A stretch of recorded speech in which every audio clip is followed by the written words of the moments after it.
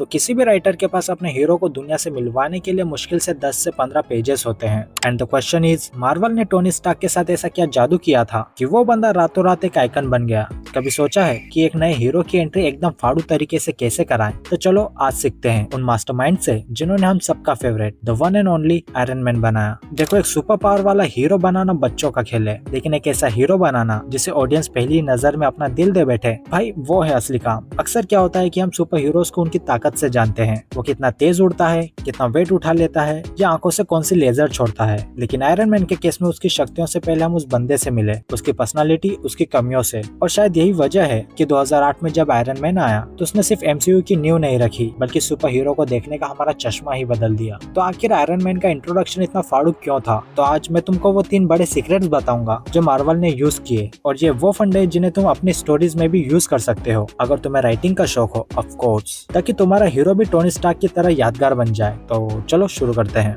तो पहला और सबसे जरूरी प्रिंसिपल है, अपने हीरो की कमियां, उसके फ्लॉज तुरंत दिखाओ। एक परफेक्ट हीरो मतलब बोरिंग हीरो, ऐसा हीरो जो कभी गलती ही ना करे, जिसमें कोई कमजोरी ना हो, यार वो इंसान लगता ही नहीं। उसे कनेक्ट करना मतलब बहुत मुश्किल है। मार्वल ने ये पॉइंट पकड़ लिया था। आयरन मैन के को क्रिएटर स्टैन ली ने खुद कहा था कि उनका चैलेंज एक ऐसा कैरेक्टर बनाना था जिससे लोग पहले नफरत करें और फिर धीरे धीरे उसे पसंद करने लगे, और टोनी स्टार्क इसका एक परफेक्ट एग्जाम्पल है। फिल्म की शुरुआत याद है? हम टोनी स्टार्क से किसी सुपर हीरो की तरह नहीं मिलते, हम मिलते हैं एक अमीर बिगड़े हुए अय्याश आदमी से। वो अफगानिस्तान में मिलिट्री कॉन्वॉय के अंदर विस्की गटक रहा है, सोल्जर्स के साथ मजाक कर रहा है। बंदा इतना सेल्फ सेंटर्ड है कि उसे घंटा फर्क नहीं पड़ता कि वो एक वॉर जोन में बैठा है। और तो और हमें पता चलता है कि उसने अपनी कंपनी का अवार्ड फंक्शन स्किप कर दिया। क्यों? क्योंकि भाई को कसिनो में जुआ खेलना था। जब एक रिपोर्टर उससे उसके बनाए हथियारों से हो रही तबाही पर सवाल करती है तो वो बड़े बेशर्मों की तरह बोलता है, हाँ मैं बहुत खुश हूँ। ये सब क्या दिखाता है? ये दिखाता है कि टोनी स्टार्क कोई दूध का धुला नहीं है, वो एरोगेंट है, उसमें वो लाइकेबल एस हॉल वाली क्वालिटी है।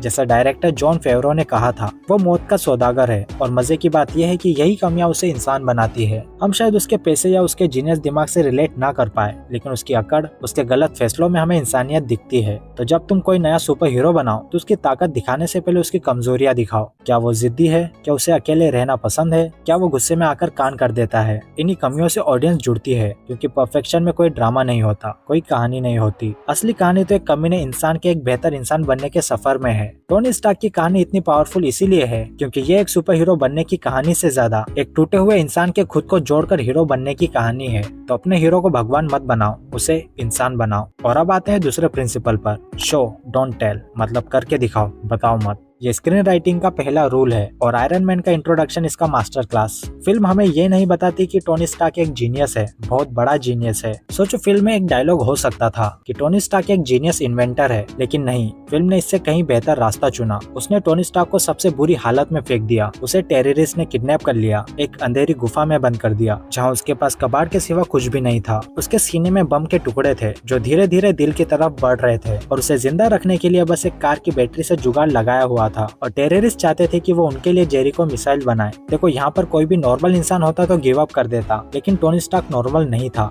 यही वो मोमेंट था जहाँ उसका असली जीनियस दिखता है। अपने हाईटेक लैब और अनलिमिटेड पैसों के बिना वो गुफा में पड़े कबाड़ों से कुछ ऐसा बना देता है जो किसी जादू से कम नहीं। वो पहले एक मिनिएचर आर्क रिएक्टर बनाता है, एक ऐसी टेक्नोलॉजी जो उसके सीने में लगे शेल को रोक सकती है। ये छोटा सा डिवाइस उस कार बैटरी की जगह ले लेता है। ये सिर्फ एक सर्वाइवल टूल नहीं था, ये एक स्टेटमेंट था कि अंधेरे में भी टोनी स्टार्क रोशनी बना सकता है। लेकिन वो यही नहीं रुका, उसी गुफा में, उसी कबाड़ से वो एक पूरा का पूरा आर्मर सूट बना डालता है, मार्क 1। अब ये सूट कोई एडवांस नहीं था, भारी था, बेडोल था, एकदम क्रूड, लेकिन ये काम करता था। हम उसे हथौड़े से लोहा पीटते हुए देखते हैं, सर्किट जोड़ते हुए देखते हैं, एक एक पुर्जा अपने हाथों से बनाते देखते हैं। ये एक सीन उसके बारे में 1000 डायलॉग से ज्यादा कहता है। ये दिखाता है कि उसका जीनियस पैसों लैब में नहीं, उसके दिमाग में है। वो एक ऐसी सिचुएशन में है जहाँ मौत पक्की है, वहाँ से निकलने का रास्ता बना लेता है। तो जब अपने सुपर हीरो को इंट्रोड्यूस कर रहे हो तो उसकी काबिलियत पर लेक्चर मत दो, उसे एक ऐसी सिचुएशन में डाल दो जहाँ उसे अपनी काबिलियत का यूज करना पड़े। अगर तुम्हारा हीरो मास्टर स्ट्रेटेजिस्ट है तो उसे एक हारी हुई लड़ाई में डाल दो और फिर दिखाओ कि कैसे वो पासा पलट देता है। एक्शन डायलॉग से हमेशा ज्यादा पावरफुल होते हैं। टोनी ने कबाड़ से जो बनाया, उसने उसे जीनियस, बिलियनियर, प्लेबॉय, फिलैंथ्रोपिस्ट के टेक से कहीं ज्यादा बड़ा बना दिया। और अब तीसरा प्रिंसिपल, एक यादगार एंट्री कराओ, लेकिन एक ट्विस्ट के साथ। देखो, स्क्रीन राइटिंग में एक कॉन्सेप्ट होता है, सेव द कैट। इसका मतलब है कि तुम अपने हीरो से कहानी की शुरुआत शुरुआत में ही कुछ ऐसा करवाते हो जिससे ऑडियंस उसे पसंद करने लगे, जैसे किसी बिल्ली को पेड़ से बचाना। ये ऑडियंस का दिल जीतने का एक शॉर्टकट है, लेकिन आयरन मैन यहाँ भी गेम पलट देता है। आयरन मैन का पहला हीरोइक काम किसी और को बचाना नहीं था, वो कोई बिल्ली नहीं बचाता, न किसी मासूम को बचाता है। टोनी स्टार्क का पहला हीरोइक काम था खुद को बचाना, और ये इतना ब्रिलियंट था क्योंकि ये उसके पूरे कैरेक्टर आर्क की नींव रखता है। उसकी पूरी जर्नी सेल्फ रियलाइजेशन की है। वो एक सेल्फिश इंसान है जिसे पहले खुद को बचाना सीखना होगा, तभी वो दुनिया को बचा पाएगा। गुफा से भागने वाला वो सीन याद करो। मार्क 1 सूट पहनकर टोनी एक वन मैन आर्मी बन जाता है। गोलियां उसके मेटल सूट पर ऐसे बज रही होती हैं जैसे कुछ है ही नहीं।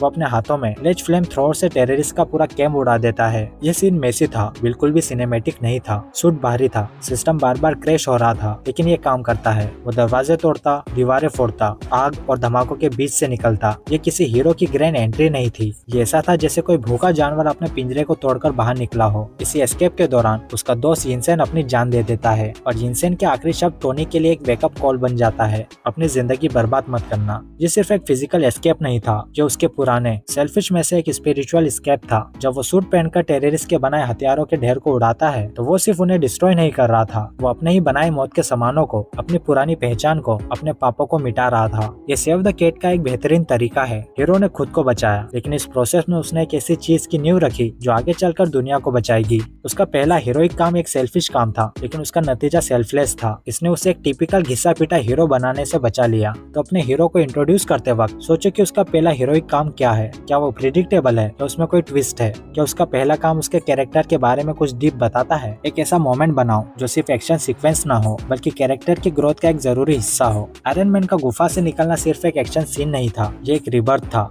ये वो पल था जब टोनी स्टार्क मरता है और आयरन मैन पैदा होता है। तो ये थे वो 3 फंडे जिन्होंने टोनी स्टार्क के इंट्रोडक्शन को इतना आइकॉनिक बनाया। पहला, कमियां तुरंत दिखाओ, परफेक्ट हीरो से कोई कनेक्ट नहीं करता। दूसरा, काबिलियत को एक्शन से दिखाओ, डायलॉग से नहीं। उसे ऐसी सिचुएशन में डाल दो जहाँ उसे अपनी पावर दिखानी पड़े। और तीसरा, एक ऐसी एंट्री कराओ लेकिन ट्विस्ट के साथ। उसके पहले हीरोइक काम को उसके कैरेक्टर की ग्रोथ का मिरर बना दो। आयरन मैन का इंट्रोडक्शन हमें सिखाता है कि एक ग्रेट सुपर हीरो सिर्फ अपनी शक्तियों से नहीं बनता, वो अपनी कमजोरियों, अपने जीनियस और अपनी जर्नी से बनता है। टोनी स्टार्क हमें इसीलिए पसंद है क्योंकि उस सूट के अंदर वो हमारे जैसा एक फ्लॉड इंसान है जो बेहतर बनने की कोशिश कर रहा है। So for this video that's it. अब तुम बताओ, तुम्हें आयरन मैन के इंट्रोडक्शन में सबसे बढ़िया क्या लगा? उसका एटीट्यूड या मार्क 1 में उसका एस्केप? नीचे कमेंट्स में बताओ। और अगर ऐसी और स्टोरी टेलिंग टिप्स और कैरेक्टर ब्रेकडाउन देखने हैं तो सब्सक्राइब करना मत भूलना। अब मैं तुमसे मिलूंगा किसी और वीडियो में, तब तक के लिए बाय।